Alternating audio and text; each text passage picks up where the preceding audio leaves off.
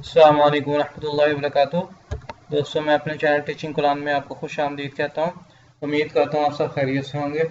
दोस्तों, आज हम इंशाल्लाह 30 पारे का नेक्स्ट लेसन इंशाल्लाह आज हम स्टार्ट करेंगे। लेसन स्टार्ट करने से पहले आप दोस्तों से गुजारिश है, जो लोग मेरे चैनल पर नए हैं वो काइंडली मेरे चैनल को जरूर सब्सक्राइब करें, वीडियो को लाइक एंड शेयर जरूर करें, कमेंट्स बॉक्स में अपनी राय का जरूर इज़हार कीजिएगा। बहुत शुक्रिया।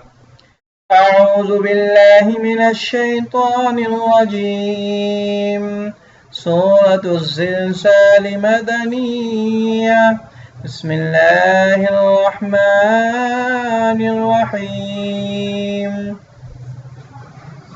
إذا سلسلت الأرض زلزالها وأخرجت الأرض أثقالها وقال الإنسان ما لها يومئذ تحدث أخبارها بأن ربك أوحى لها يومئذ يصدر الناس أشتاتا ليروا أعمالهم فمن يعمل مثقال ذرة خيرا يره ومن يعمل مثقال ذرة شرا يره। दोस्तों, यहाँ पर इख्फा हो रहा है इंसानों पे, तो यहाँ पे भी इख्फा हो रहा है यौमइज़िन तुहद्दिसु, क्योंकि यहाँ पे नून तनवीन के बाद तार है, नाहरु फ़ेल की में थे, नाहरु फ़ेल मनवाली बा भी नहीं है। अच्छा, यहाँ पर जो हो रहा है इदगाम हो रहा है। यहाँ पर इदगाम की डेफिनेशन है नून साकिन और नून तनवीन के बाद हरुफ़ यलमलून में से कोई हर्फ आ जाए तो वहाँ पर इदगाम होगा। लाम और रा में इदगाम होगा बगैर गुन्ने के, बकाया हरूफ में गुन्ने के साथ। यहाँ पर गुन्ना होगा और इदगाम हो रहा है यौमइज़ी, ये है।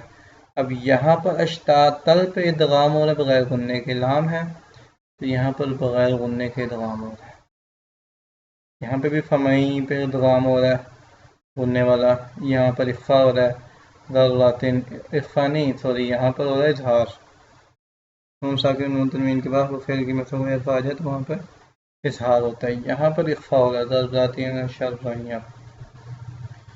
बिस्मिल्लाहिर्रहमानिर्रहीम इज़ा सुलसिलतिल अर्दु सिलसालहा वअख़रजतिल अर्दु अथक़ालहा वक़ालल इंसानु मा लहा यौमइज़िन तुहद्दिसु अख़बारहा بأن ربك أوحى لها يومئذ يصدر الناس أشتاتا ليروا أعمالهم